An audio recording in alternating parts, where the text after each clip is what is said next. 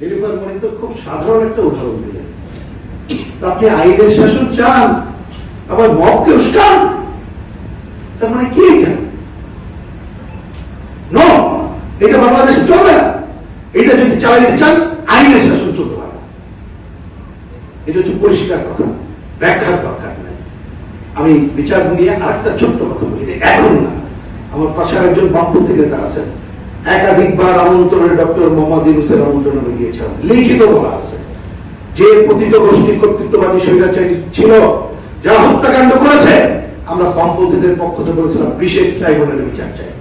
কিন্তু আমরা অদ্ভুত ঘটনা দেখলাম, আন্তর্জাতিক অপরাধ ট্রাইব্যুনাল, যেখানে ৭১ যুদ্ধবিরোধী বিচার চলমান থাকতে হবে, এটা কোন সময় হতে পারে না, চলমান থাকতে হবে। এটা না করে সেখানে বিচার করা হবে। আমরা প্রথম দিন থেকে বলে আসছি, ডক্টর মোহাম্মদ ইউনূসের সামনে ঠিক করছেন না, প্রশ্নবিদ্ধ করছেন। অর্থাৎ এই ধরনের নানা ঘটনায় প্রশ্নবিদ্ধ জায়গা তার মতো থাকতো। আপনি বিশেষ ট্রাইব্যুনালে বিচার করেন, অবশ্যই বিচার চাই, এত বড় হত্যাকাণ্ড অবশ্যই বিচার করতে হবে।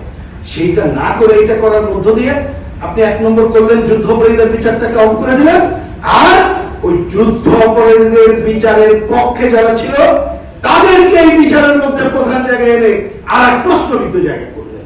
তার মানে ইন্টারিম সরকারের সামনেও আজকে বিচার বিভাগের স্বাধীনতার জায়গায় যেগুলো প্র্যাকটিক্যাল পদক্ষেপ নেওয়ার জায়গা ছিল, তারাও সেটা করতে পারেননি। আমি আশা করব, শেষ কথা হলো, আগামীতে নির্বাচনের মাধ্যমে যারা ক্ষমতায় আসবে, অন্তত পক্ষে তারা যে অঙ্গীকার করবেন, তারা নিরপেক্ষভাবে বিচার বিভাগকে তার মতো চলার জন্য কতগুলো পদক্ষেপের যদি সূচনা করতে পারেন, তাহলে প্রচলিত ব্যবস্থার মধ্যেও হয়তো বা বিচার বিভাগের স্বাধীনতা এবং আইনের শাসনের ক্ষেত্রে কিছুটা অগ্রসর হতে পারবো।